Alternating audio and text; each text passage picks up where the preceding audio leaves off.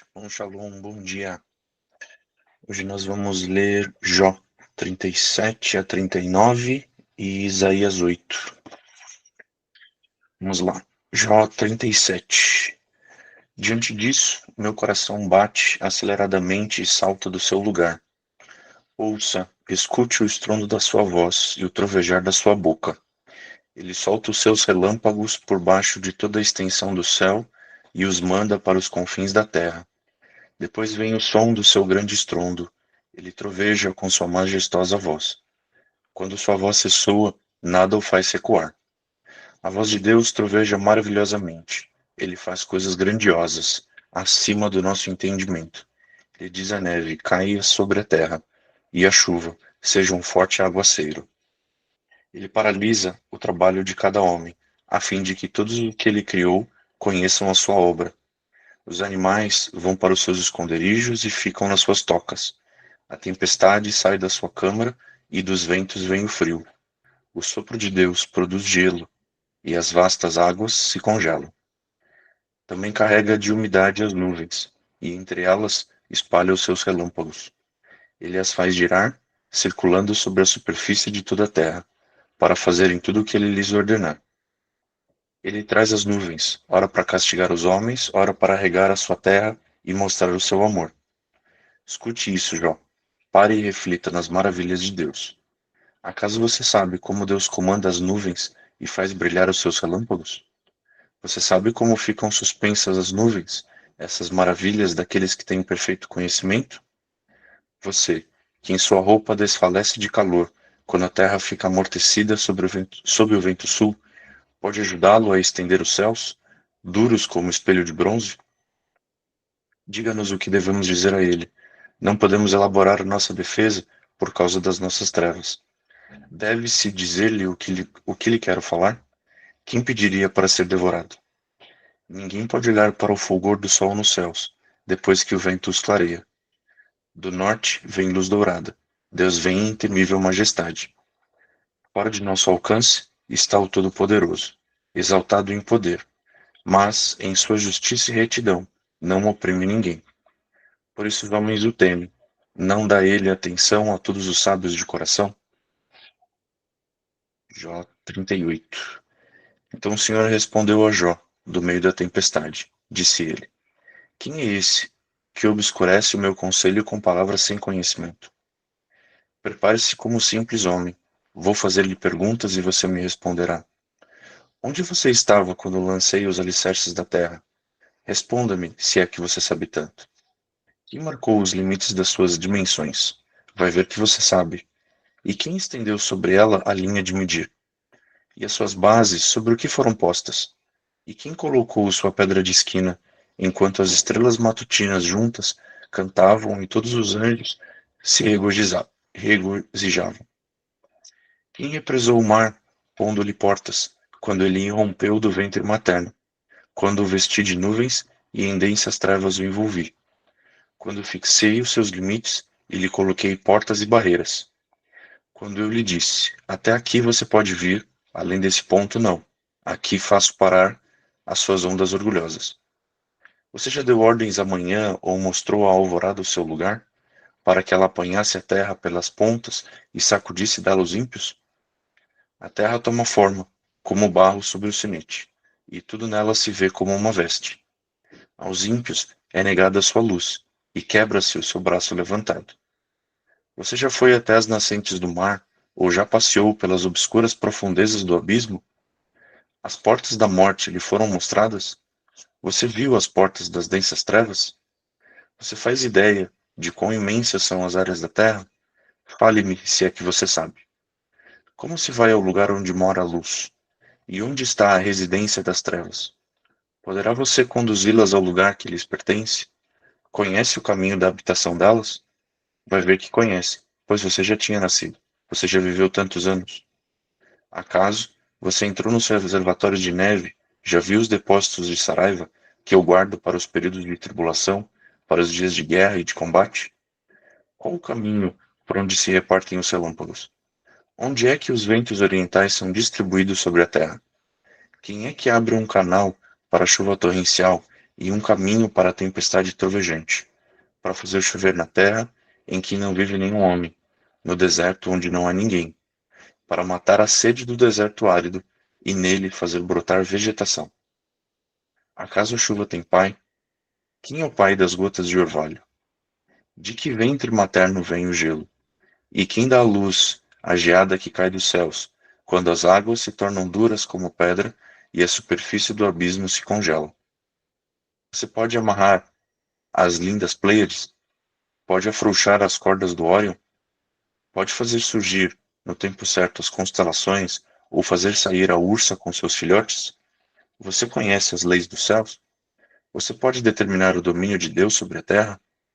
Você é capaz de levantar a voz até as nuvens e cobrir-se como uma inundação? É você que envia os relâmpagos e eles lhes dizem: aqui estamos? Quem foi que deu sabedoria ao coração e entendimento à mente? Quem é que tem sabedoria para avaliar as nuvens? Quem é capaz de despejar os cântaros de águas dos céus quando o pó se endurece e os torrões de terra grudam uns nos outros?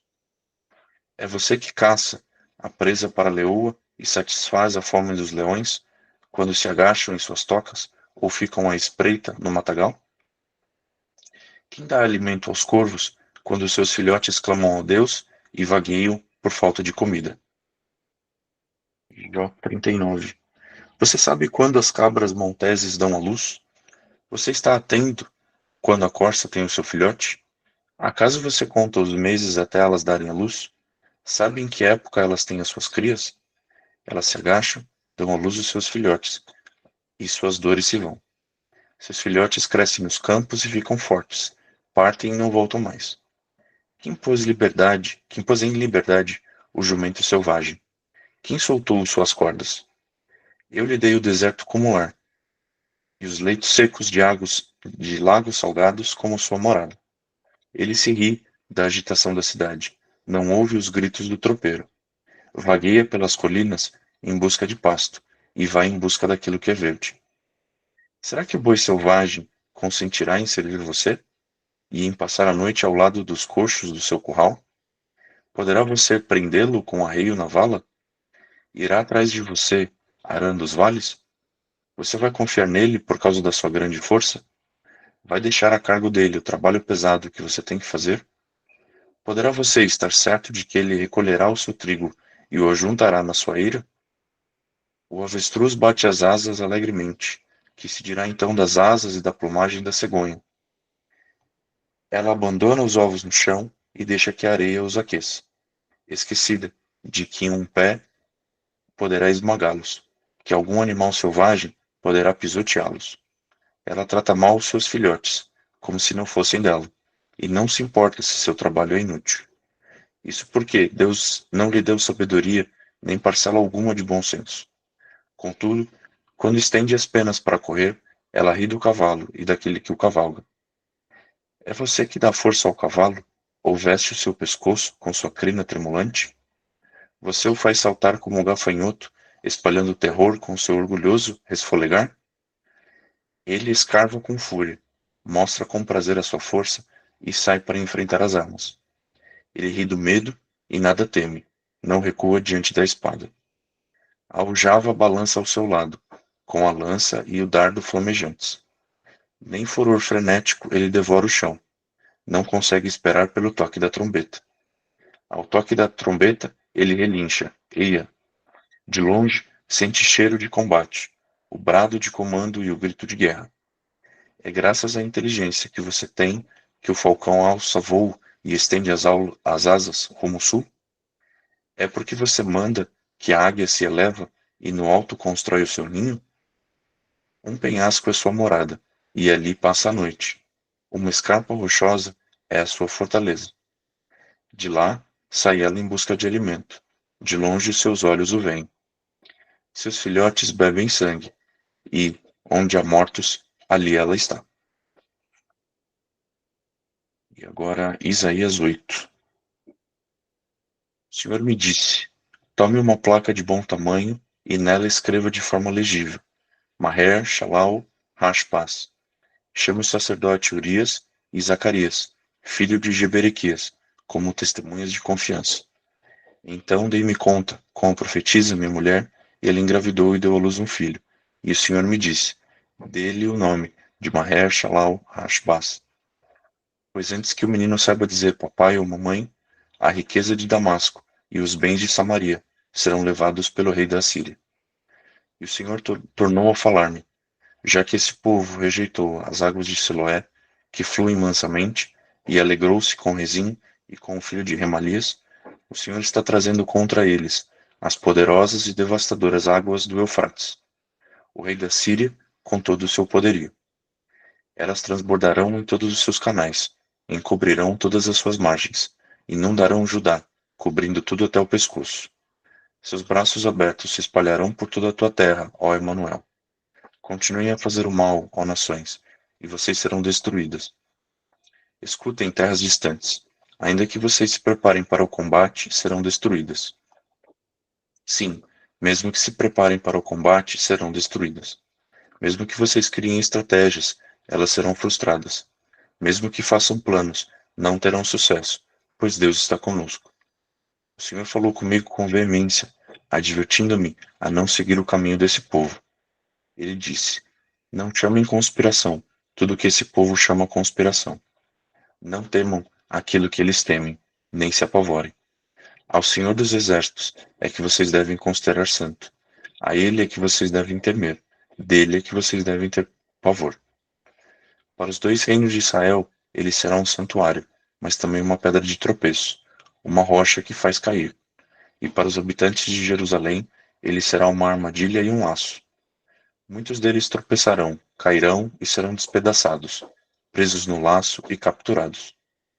Guarde o mandamento com cuidado e cele a lei entre os meus discípulos. Esperarei pelo Senhor, que está escondendo o seu rosto da descendência de Jacó. Nele porei a minha esperança. Aqui estou eu, com os filhos que o Senhor me deu. Em Israel, somos sinais e símbolos da parte do Senhor dos Exércitos, que habita no Monte Sião. Quando disserem a vocês, consultem médios e espíritas que murmuram encantamentos, pois todos procuram seus deuses e os mortos em favor dos vivos. Respondam, à lei e aos mandamentos. Se eles não falarem conforme esta palavra, vocês jamais verão a luz. Aflitos e famintos vaguearão pela terra. Quando estiverem famintos, ficarão irados e, olhando para cima, amaldiçoarão o seu rei e o seu Deus. Depois, olharão para a terra e só verão aflição, trevas e temível escuridão, e serão atirados em densas trevas. Amém. Até aqui.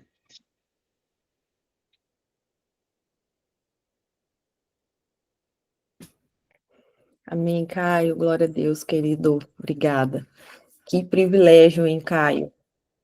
Ler essa porção aí do livro de Jó. Gente, eu me estremeço aqui, porque agora é o momento que Deus responde, né? Enquanto o Caio ia lendo, gente, meu Deus do céu. Ia me arrepiando toda aqui com tamanha sabedoria do Eterno. Que palavra que vai assim, ó, ampliando a nossa visão da grandeza, da sabedoria, da soberania do nosso Deus. É algo muito extraordinário a forma como ele se permite se revelar aqui nesse trecho do livro de Jó. É o ápice, né, gente? A gente chegou no ápice do livro de Jó. Bom, vamos lá, então. A gente, no capítulo 37, Eliú, lembram de Eliú? Eliú aqui está falando, né, ainda com Jó. E Eliú quer dizer, ele é o meu Deus, ou meu Deus é, né? E ele vem ali preparando o coração de Jó para a revelação da voz de Deus que viria ali em seguida, né? Então, Eliú, ele prepara ali, ele vai servindo ali como uma ponte entre a sabedoria limitada, humana, né? Uma sabedoria restritiva, e ele vai fazendo essa ponte, Eliú vai fazendo essa ponte dessa sabedoria limitada de Jó para a revelação do eterno, a revelação divina, a revelação de Deus, né, de uma forma mais poderosa. E ele vai falar aqui sobre a majestade, a majestade da natureza de Deus, logo nos primeiros versículos do capítulo 37. E depois ele vai finalizar trazendo um contexto da impossibilidade, né, que temos de compreender plenamente os caminhos do Altíssimo. Enquanto nós estamos nesse corpo corruptível, há essa impossibilidade da gente compreender de forma plena, a não ser que o Senhor te revele, certo? A não ser que você receba a revelação.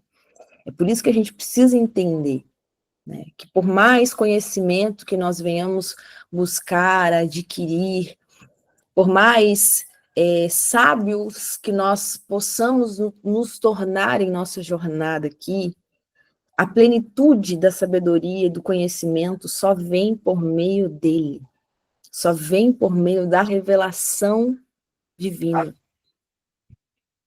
Plenamente, esse conhecimento só é possível se o Pai liberar sobre as nossas vidas, certo? Então, quando a gente entra no capítulo 38, é quando finalmente o Eterno ele vai falar. E a gente vê aqui de uma forma muito interessante que ele não vai responder diretamente às perguntas, né, de Jó sobre o sofrimento. Em vez dele responder às perguntas de Jó sobre o sofrimento, ele vai revelar aqui. Entenda isso, essa palavra revelar é forte, porque revelar é algo que antes estava ali oculto, incompreendido. Então Deus, ele revela, ele abre aqui os olhos, ele abre aqui o entendimento. Em vez dele responder as perguntas sobre o sofrimento de Jó, ele revela a sua soberania através de uma série de perguntas retóricas que ele vai fazer. E ele começa no capítulo 38, falando aqui sobre a criação dos cosmos. Gente, e é uma leitura que eu fico toda arrepiada. Ele vai fazendo essa pergunta sobre os cosmos, sobre a criação de todo o universo. Depois ele entra aqui na criação do reino animal, né? A complexidade, a perfeição, a forma como ele rege todo o universo. Gente, é poderoso demais. Você vê a forma como ele orquestra todo o universo. E ele vai perguntando isso para Jó, né? Então, é muito interessante essa pergunta. A primeira pergunta dele, né? Onde tu estavas quando eu fundava a terra? Né? Onde tu estavas onde eu fundava a terra? Aqui na Judaica diz assim, a tradução, no 4, onde você estava quando eu lançava os fundamentos da terra? Diga-me se você conhece tanto. Porque muitas vezes, né, a forma ali como Jó ele se expressava, como ele se defendia, como ele expunha os seus argumentos, ele estava cheio de si, cheio da razão dele. E muitas vezes nós somos assim, né, queridos? Muitas vezes nós nos achamos assim com tantas razões e com tantos argumentos. E essa primeira pergunta de Deus aqui é muito interessante, porque Deus fala isso para Jó. Ele fala assim, olha, Jó, me diz, me responde, Jó, já que você conhece tanto, já que você tem tanto conhecimento.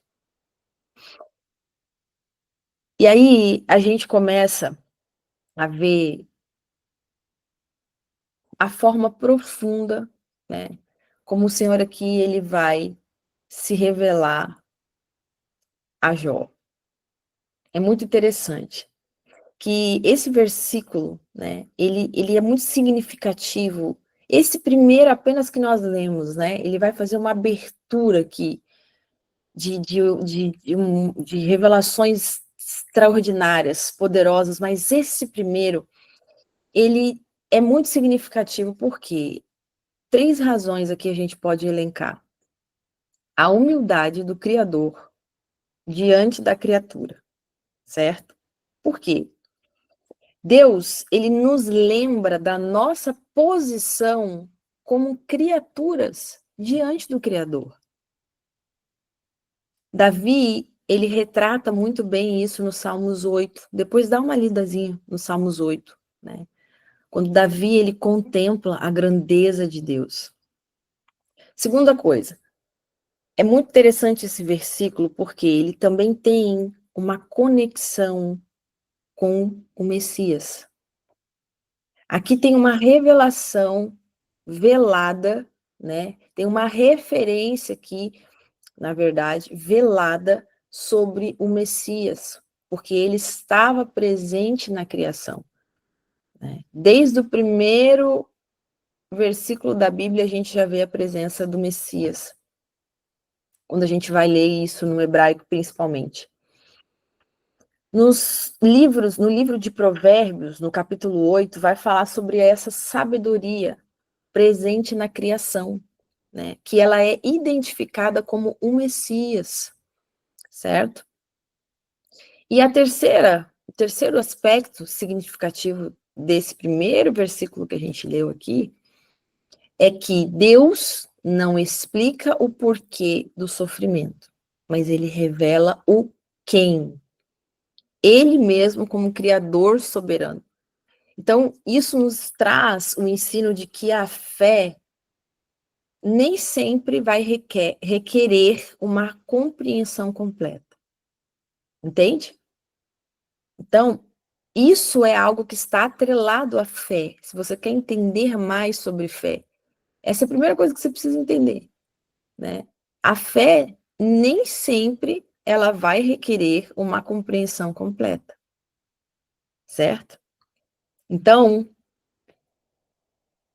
a gente entrando aqui nesse aspecto aqui, por que Deus não responde diretamente a Jó? Olha só, vamos lá, vem comigo. Deus ele está usando de uma forma pedagógica para falar com Jó. E aí, quando a gente vai lendo esses capítulos finais, a partir do 38, onde Deus começa a falar com Jó, Deus vai fazer aproximadamente 70 perguntas retóricas para Jó. Então, do capítulo 38 até o 31, tá? Aproximadamente 70 perguntas retóricas Deus vai fazer. Então, isso aqui vai demonstrando a autoridade absoluta de Deus. Isso me lembra aquele versículo que está no livro de Isaías, capítulo 55, né? Os meus pensamentos não são os vossos pensamentos. Tá conectando? Quando você vai conectando a Bíblia, você vai conectando a palavra, você vai vendo quão extraordinário é. Então, quando a gente vai vendo a forma como Deus se revela, aí você pega esse versículo e diz aí, ó, os meus pensamentos não são os vossos pensamentos. Aí a gente vai ver como Deus ele vai se revelar através da criação. Deus ele vai trazendo aqui um pouco da natureza dele, né? A criação, a forma como ele vai descrevendo a criação também vai mostrando para nós, né, o Senhor ele vai se revelando aqui, porque é algo tão extraordinário, queridos. Se a gente para e pensa como todas as coisas foram criadas, se a gente começa a analisar, que seja assim, olha, fazer uma reflexão sobre como a vida é extraordinária, né? Você vai vendo aqui a natureza de Deus, como ele é extraordinário nos seus pensamentos, na forma de criar todas as coisas, na mente criativa e extraordinária de Deus. Se você parar e pensar um segundo, né? As próprias galáxias, a imensidão bilhões de estrelas, astros, cosmos, como é extraordinário, você vai começar a ver a grandeza de Deus. E Paulo, ele traz uma coisa muito interessante no livro de Romanos, que ele fala que as coisas invisíveis de Deus se estendem pelas coisas que estão criadas. Certo? As coisas invisíveis de Deus, o que para hoje, para nós é invisível, não é porque você não está vendo que não existe, é isso que você tem que começar a entender, certo? Que as coisas naturais se fizeram pelas coisas espirituais, aquilo que nós não vemos ainda, certo? Mas que haverá o dia em que todas as coisas serão reveladas. Haverá um dia em que os seus olhos naturais, né, os espirituais, eles serão plenamente abertos. Então, isso aqui é muito poderoso, muito extraordinário. E a gente vai ver aqui, nós falamos, né, que nesse versículo também tem uma referência do Messias. Por que que tem uma referência do Messias aqui? Quando a gente vai ler em Provérbios 8, a gente vai entender que a sabedoria, né, em hebraico é chokhmah, a sabedoria, ela é uma pessoa. E aí, em Provérbios 8, diz assim, ó, o Senhor me possuiu no princípio de seus caminhos, desde então, e antes de suas obras. Quando punha ao mar o seu termo, né, quando Deus delimitava o mar.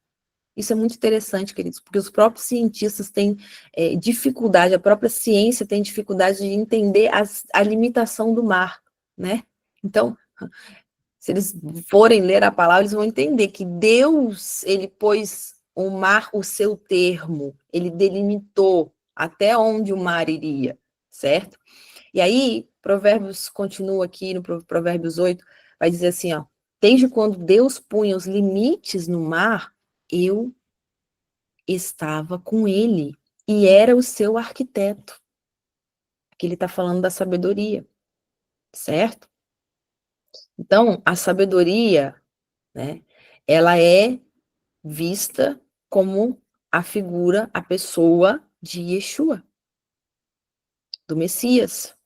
Estava com ele na criação, como arquiteto.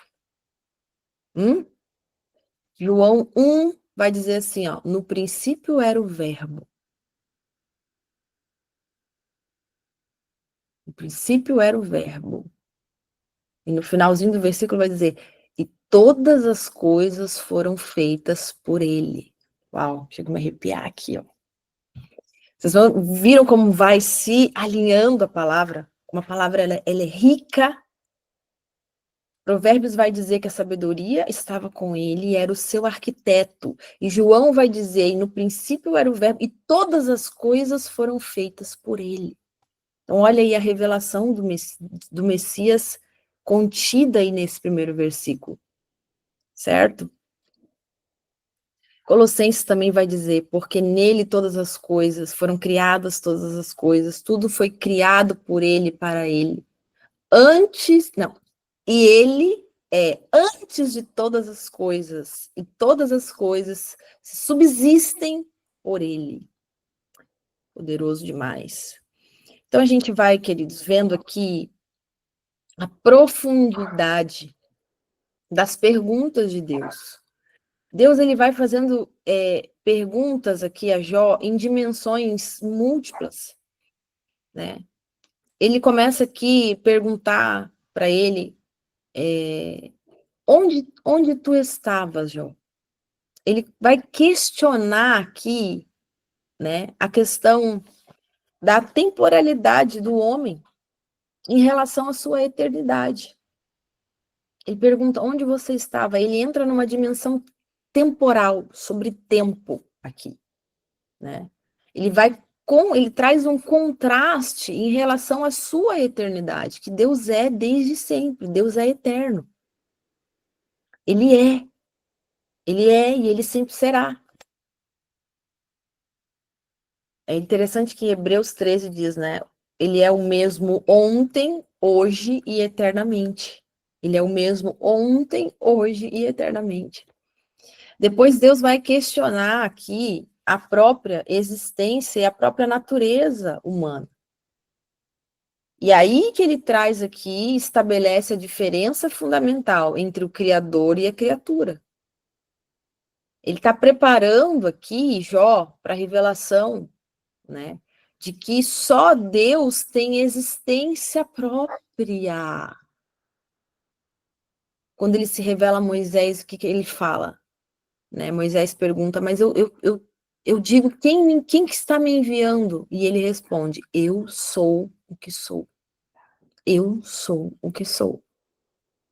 Então, só Deus tem existência própria. Isso é uma coisa que, né, na nossa compreensão, é algo que faz assim, aquela explosão aqui, né? Eu sou o que sou. Depois, Deus ele vai perguntar aqui para Jó, ele entra aqui numa outra dimensão e ele pergunta assim, ó, se tu tens inteligência, Jó, ele desafia o conhecimento humano. Ele não nega a inteligência humana, até porque ele nos deu a inteligência, né? Ele não nega, mas ele coloca numa perspectiva. Ele está colocando em perspectiva aqui, ó, né? E aí, isso aqui nos conecta, sabe o quê? A 1 Coríntios 1, Paulo, né, gente? Novamente. Vai dizer assim: a loucura de Deus é mais sábia do que a sabedoria dos homens. Olha como é forte. Então, por que essa abordagem de Deus ela é tão sábia? Por quê? Vem comigo aqui, hein? Tá finalizando a mensagem. Por que essa forma, essa didática, essa pedagogia que Deus está usando, gente, para responder Jó, é tão sábia? Por quê?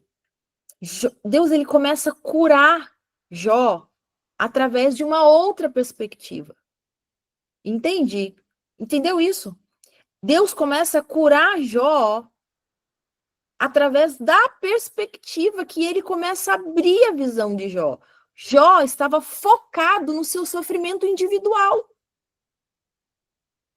Entende? Ele estava com foco no seu sofrimento individual. Os olhos dele estavam ali, naquilo ali.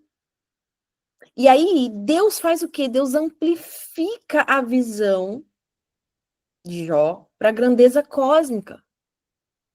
Isso não minimiza o sofrimento de Jó, mas vai contextualizar, vai trazer um contexto para Jó. Certo? A resposta de Deus vai, né, leva Jó de um nível de questionamento para um nível de adoração.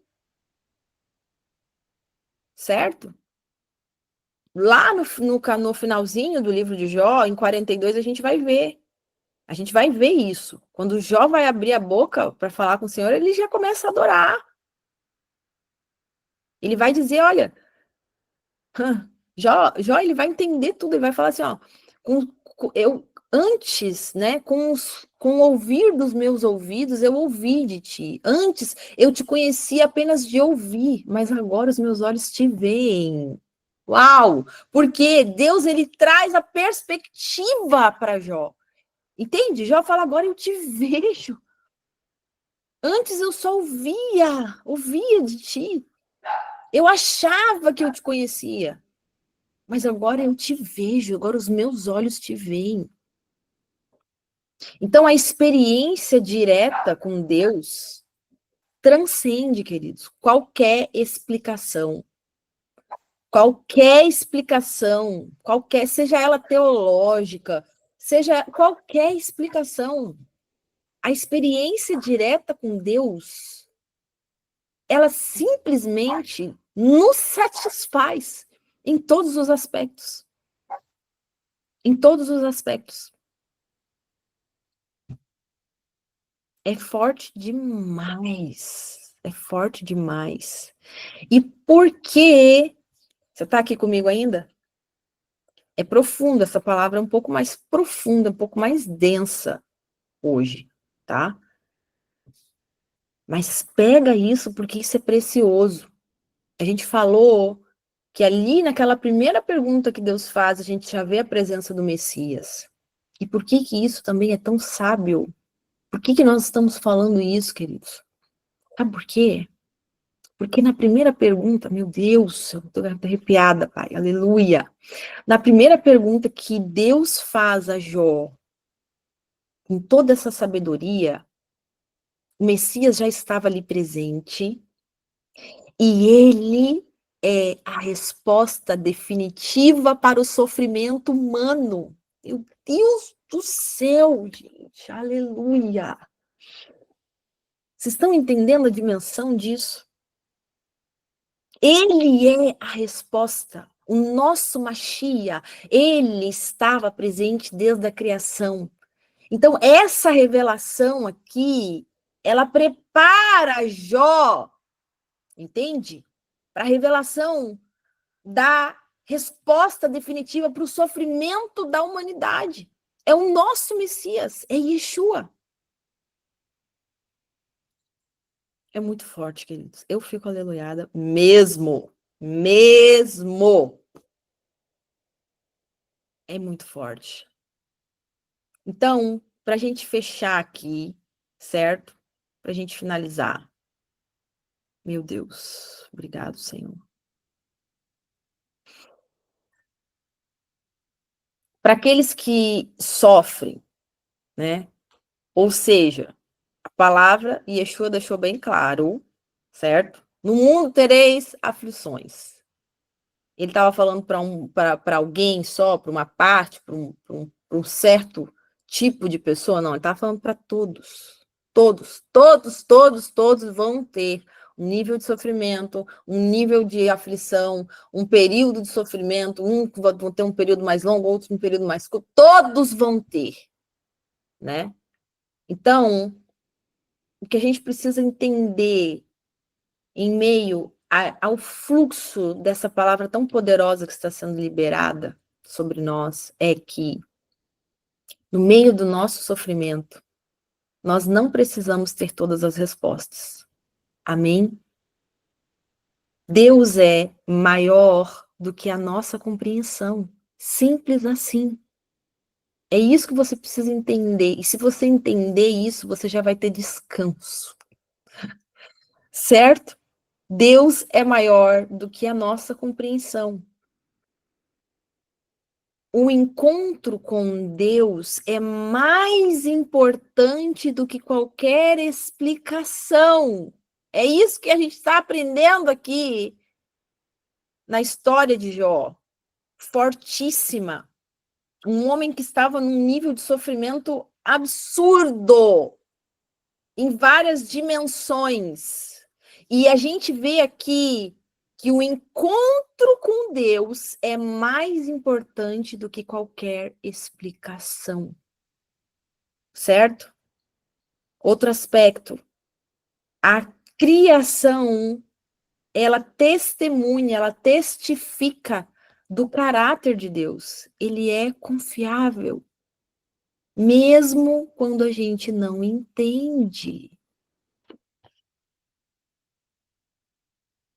A própria criação testemunha do caráter de Deus, porque ele rege e sustenta todas as coisas nos detalhes. Vai ler cada pergunta que Deus vai fazendo aqui, a gente vai entendendo a dimensão dos detalhes. Ele sustenta todas as coisas.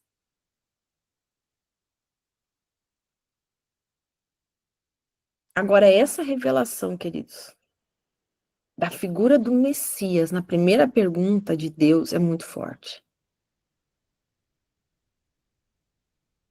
Essa é a resposta do sofrimento. Porque Yeshua é a sabedoria de Deus personificada. E Yeshua, queridos, ele experimentou o nosso sofrimento. Yeshua experimentou o nosso sofrimento e ele estava presente desde a criação. Ele não só experimentou o nosso sofrimento, como ele tomou sobre ele todas as nossas dores. E ele nos deu na cruz algo que nós jamais poderíamos alcançar. Então, existe um sofrimento que ele é maior do que o sofrimento que qualquer homem pode experimentar na Terra. Existe um sofrimento eterno. E o maior sofrimento, queridos, é viver uma eternidade sem Deus. Esse é o maior sofrimento. E na cruz do Calvário, queridos, Yeshua muda isso. Yeshua nos dá a resposta para todos os nossos sofrimentos, sejam ele temporal. Ele cessa o sofrimento do homem de uma separação, de uma eternidade com Deus. Entende a dimensão disso? Como isso é precioso, como isso é ainda mais poderoso do que a gente pode imaginar, porque às vezes a gente acha que a gente entende o que foi o sacrifício de Yeshua na cruz, mas é muito maior do que a gente pode compreender. Então entenda isso, que a resposta de Deus a Jó nos ensina aqui. E às vezes a maior sabedoria não está em explicar, mas está em revelar quem ele é. Entende? Deus aqui não está repreendendo Jó de uma forma cruel, mas ele está liberando um convite amoroso para ele reconhecer a dependência dele com o seu Criador. Entende? Cristo, né? Aquele que estava presente com o eterno na criação, que é o arquiteto, ele se faz carne, ele habita entre nós, ele compartilhou do nosso sofrimento e ele nos deu a salvação eterna, para que a gente viva com o Senhor eternamente. Aí você vai lá no livro de Apocalipse e você vai ter ali uma palavra poderosa que vai te garantir que haverá um dia em que não haverá mais lágrimas. Haverá um dia em que não haverá mais dor. Olha a conexão da palavra, queridos, do início ao fim. Entenda que a Bíblia é um livro vivo. E toda manhã você está exposto a ela, recebendo revelações da sua palavra que está impregnando no teu espírito, te trazendo vida. Então, Yeshua, ele garante isso. Que nós iremos experimentar um tempo em que o sofrimento já não nos alcança. Já não pode mais nos tocar.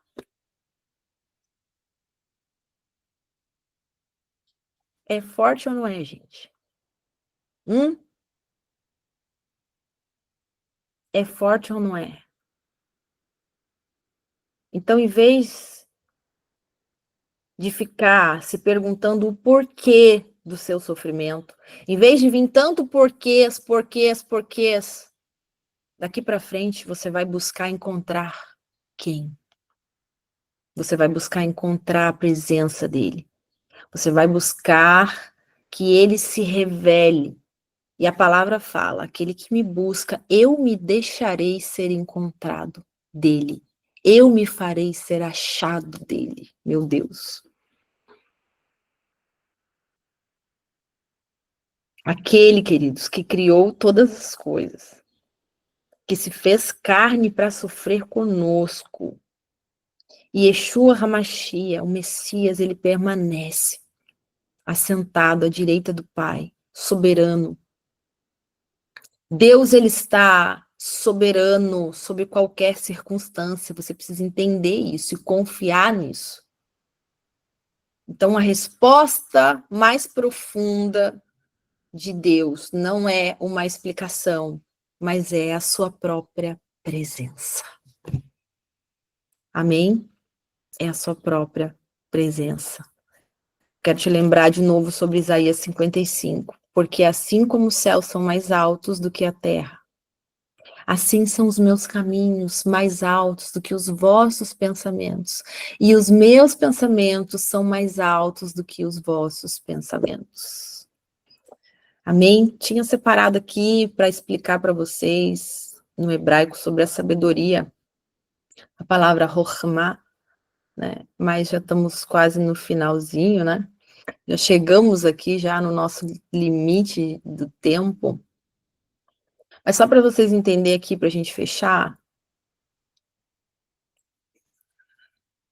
em hebraico, a gente tem 4 palavras que trazem um pouco dos aspectos da sabedoria. A primeira é a Chokhmah, que é o que está escrito no original, nesse livro nesse versículo que nós lemos no livro de Jó, sabe? Que é a sabedoria prática e criativa, ok? Depois a gente vai ter, na palavra, também, quando a gente vai falar sobre compreensão e discernimento, é a palavra biná. Biná. A aplicação dela é justamente sobre a interpretação das coisas, né? É a análise das coisas. Depois a gente tem a palavra da'at, que é o conhecimento. E é um conhecimento factual, de factos, de experiência direta, entendeu? De você ter experiência direta.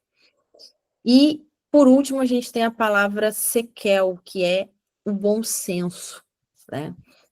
Então, no hebraico, a gente tem profundidades dessas, quando a gente vai pegar o contexto dessas palavras. Mas esta palavra que foi lida, né, dessa sabedoria, é a palavra chokhmah, que é a sabedoria prática e criativa. Amém? Uma hora com mais tempo a gente explica isso com mais tempo, né? Tempo é uma coisa que passa muito rápido, gente. Meu Deus do céu. Glória a Deus. Que Deus te abençoe grandemente nesse dia, que você seja renovado, fortalecido. Quero dizer para você que essa semana nós temos conferência de milagres, cruzada de milagres, sábado, dia 20. Se você não se inscreveu, se inscreva, tá? Essa conferência precisa de inscrição. Ela vai ser online também, mas ela só vai ser liberada para aqueles que fizerem inscrição. Então, dá tempo ainda. Vai lá na página da Elohim Church, no Instagram, lá tem um link para você se inscrever. Gente, vai ser assim, ó, céu na terra, tá? Você não pode perder. Que Deus te abençoe grandemente, estaremos firmes e fortes juntos.